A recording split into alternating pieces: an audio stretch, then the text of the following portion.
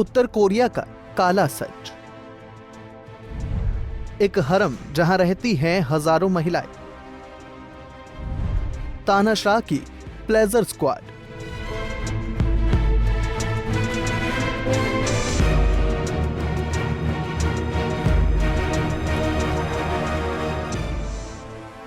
उत्तर Korea के supreme leader Kim Jong Un ने पिछले कई दिनों से सुर्खियां बटोरी हैं।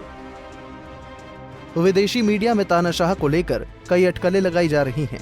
कुछ रिपोर्ट्स में दावा किया गया था कि हार्ट सर्जरी के बाद उनकी मौत हो गई है, लेकिन अब खबरें हैं कि किम जोंग उन आखिरकार एक सार्वजनिक कार्यक्रम में नजर आए।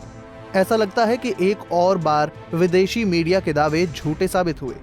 दरअसल उत्तर कोरिया में मीडिया पर सख्त पाबंदी के कारण वहां चीजें सामने नहीं आ पाती हैं। आपको बता दें कि तानाशाह की सनकी आदतों के बारे में भी कई दावे सामने आते हैं, लेकिन उन सब की पुष्टि कर पाना बेहद मुश्किल होता है। फिलहाल किम की जिंदा होने की पुष्टि के बाद एक बार फिर उनकी रहस्यमयी जिंदगी के बारे में दावे सामने आने लगे हैं। इनमें से एक रहस्य है तानाशाह के हरम का, जिसे प्लेजर स्क्वाड भी नाम दिया जाता है। लगभग 2000 महिलाओं का ये हरम राष्ट्र के कुलीन वर्ग के लिए गाने, नाचने और यहाँ तक कि सेक्स सेवा के लिए बनाया गया है। प्लेजर स्क्वाड के कुछ सदस्यों के बारे में कहा जाता है कि उनकी उम्र 13 साल तक है, जिन्हें स्कूल से सीधा इस घिनौने काम में धकेल दिया गया। द सन के मुताबिक उत्तर कोरिया के संस्थापक किम इल सुंग के शासनकाल के दौरान किप्पुजो या प्लेजर स्क्वाड की शुरुआत हुई थी। जानकारी के अनुसार किम इल सुंग ने कुंवारी लड़कियों को विशेष रूप से इस काम के लिए चुना। सैनिकों की नजर जिस सुंदर लड़की पर पड़ती वो उसे उठा ले जाते। अधिकारियों द्वारा लड़कियों के माता पिता को बताया जाता था कि उनकी बेटियों को किम इल सुंग की सेवा के लिए एक महत्वपूर्ण मिशन पर ले जाया जा रहा है। उनके स्वास्थ्य पर बराबर नजर रखी जाती है और वर्जिनिटी की भी जांच होती है। लड़कियों को तब पार्टी के नेताओं की हवेली में रखा जाता था और उनसे जो भी कराने को कहा जाता था उन्हें करना पड़ता था। किम इल सुंग के भतीजे ली इल नाम ने भी एक लेख में प्लेजर स्क्वाड का जिक्र किया था। जानकारों के मुताबिक यही कारण था कि 1997 में उसकी हत्या कर दी गई थी।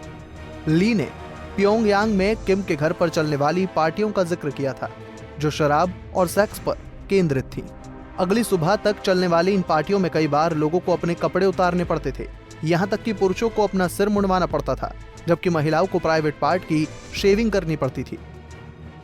1970 में शुरू हुई प्लेजर स्क्वाड को 2011 में किम जोंग इल के निधन के बाद भंग कर दिया गया और उनका बेटा किम जोंग उन सत्ता में आया।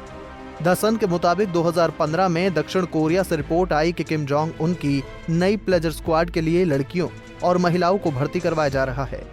एक सूत्र ने दक्षिण कोरिया अखबार चोसुन इल्बो को बताया कि लंबी और सुंदर लड़कियों को प्योंगयांग के कोरियो होटल में सिक्योरिटी ट्रेनिंग भी दी गई है।